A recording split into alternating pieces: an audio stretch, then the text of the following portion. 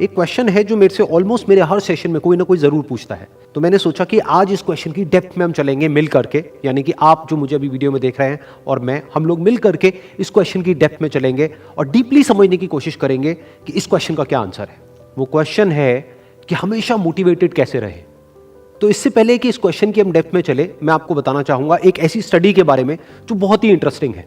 वो हुई थी कोलंबिया यूनिवर्सिटी में 1998 में। एक प्रोफेसर ने स्टडी को किया जिसमें कि बहुत सारे बच्चे थे जो कि सारे 5th स्टैंडर्ड के थे और उनको पजल्स थी बहुत तरह तरह की सॉल्व करने के लिए। उसमें से कुछ पजल्स बहुत ही मुश्किल थी, कुछ बहुत ही आसान थी। उसके बाद में जब उन बच्चों ने उन पजल्स को सॉल्व किया तो उसके बाद में सभी बच्चों को एक ही बात कही गई कि आपने बहुत अच्छा किया। बस यहां पर एक छोटा सा फर्क था। आधे बच्चों को उन्होंने कहा कि आपने इतना एक्स्ट्राऑर्डिनरी इसलिए परफॉर्म किया क्योंकि आप बहुत ही ज्यादा इंटेलिजेंट हो, और बाकी के जो आधे बच्चे थे उनको कहा गया कि आपने जो इतना एक्स्ट्राऑर्डिनरी परफॉर्म किया उसकी वजह थी आपका हार्ड वर्क। फिर उसके बाद में दोबारा से इन सब बच्चों को कुछ पजल्स दी गई सॉल्व करने के लिए, जिसमें से कुछ बहुत ही आसान थी और कुछ बहुत ही मुश्किल थी। अब यहां पर कुछ बहुत इंटरेस्टिंग निकल करके आया जो किसी ने एक्सपेक्ट भी नहीं किया था। वो बच्चे जिनको कहा गया था कि आप बहुत इंटेलिजेंट हो, बहुत स्मार्ट हो, उनको जब वो पजल्स मिली तो उन्होंने क्या किया, जो मुश्किल पजल्स थी उसको छोड़ दिया, आसान पजल्स के ऊपर काम करना शुरू किया, और उसमें भी कुछ देर बाद ही वो बच्चे बोर हो गए। दूसरी तरफ से वो बच्चे जिनको कहा गया था कि आपने इतना एक्स्ट्राऑर्डिनरी परफॉर्म इसलिए किया क्योंकि आपने हार्डवर्क किया, उन्होंने सिर्फ आसान पजल्स को अटेम्प्ट नहीं किया बल्कि मुश्किल से मुश्किल पजल्स को भी अटेम्प्ट किया और सॉल्व किया। फिर उसके बाद में जब ये पूरी स्टडी कंप्लीट हुई तो उन बच्चों से पूछा गया कि किसको ज्यादा मजा आया इसको करने में। तो वो बच्चे जिनको कहा गया था कि आप बहुत इंटेलिजेंट हो, उनको मजा नहीं आया, यानी कि वो मोटिवेटेड नहीं थे। और वो बच्चे जिनको कहा गया था कि जो भी आपने किया वो अपने हार्डवर्क की वजह से किया, उन्होंने ना सिर्फ अच्छा परफॉर्म किया बल्कि वो एंड तक मोटिवेटेड भी थे और उनको मजा भी आया। अब ये स्टडी जिसके बारे में मैंने अभी आप लोगों को बताया, ये इतनी इंटरेस्टिंग इसलिए है क्योंकि ये जिस तरीके से हम सोचते हैं, हमारे थॉट पैटर्न को चैलेंज करती है।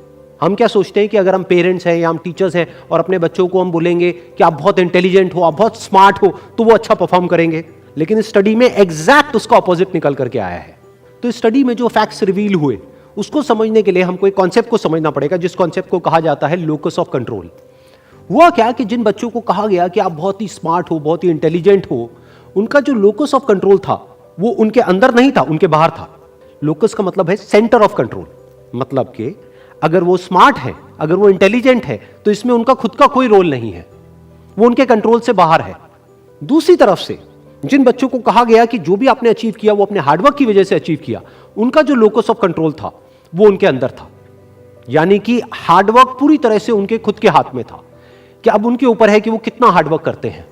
और ये सिर्फ इस स्टडी में निकल करके नहीं आया है, इस तरह की और भी बहुत सारी स्टडीज हुई हैं, बहुत सारी रिसर्चेस हुई हैं जहां पर एग्जैक्ट यही चीज निकल करके आई है कि अगर हम खुद को हमेशा मोटिवेटेड रखना चाहते हैं तो उसका सिर्फ एक तरीका है कि जो कंट्रोल है वो पूरी तरह से हमारे अपने हाथ में होना चाहिए। तो अब समझने की कोशिश करते हैं कि ऐसा क्या होता है कि जो कंट्रोल है वो हमारे हाथ से चला जाता है, और ऐसा क्या होता है जब कंट्रोल हमारे हाथ में आ जाता है। जब भी हम एक्सटर्नल फैक्टर्स की बात करते हैं कि मैं ये नहीं कर पा रहा इस वजह से, उस वजह से, उस वजह से, जो कि मेरे कंट्रोल से बाहर है, तो हमारे हाथ से कंट्रोल चला जाता है। लेकिन जब हम बात करते हैं कि हम एग्जैक्टली क्या कर सकते हैं, जब हम अपनी कैपेबिलिटीज के बारे में बात करते हैं, तब कंट्रोल पूरी तरह से हमारे हाथ में आ जाता है। जब हमारा फोकस उन रीजंस पे नहीं होता है जिनकी वजह से हम वो नहीं कर सकते जो हम करना चाहते हैं, बल्कि उस जगह पर होता है कि जिस वजह से हम वो कर सकते हैं जो हम करना चाहते हैं, तब हम अंदर से मोटिवेटेड होते हैं। फॉर एग्जाम्पल, आप जिस भी फील्ड में हो, उस फील्ड में कुछ लोग हैं जो टॉप पे बैठे हैं। आपके पास में दो ऑप्शन है। एक, आप बोल सकते हो कि वो लोग, उनके अंदर कुछ स्पेशल है, उनके अंदर कुछ एक्स्ट्राऑर्डिनरी है, उनके अंदर कोई ऐसा टैलेंट है जो आपके अंदर नहीं है, या फिर उनकी किस्मत है जिसकी वजह से वो वहां पर बैठे हैं, या फिर उनके पास में कुछ था, किसी का सपोर्ट था जिस वजह से वो वहां पर है। अगर इसमें से ऐसा आपने कुछ भी बोला तो आप फंस गए। अब आप मोटिवेटेड नहीं रह सकते उस काम को करने के लिए जो आप काम कर रहे हो, क्योंकि अब कंट्रोल आपके हाथ से बाहर है।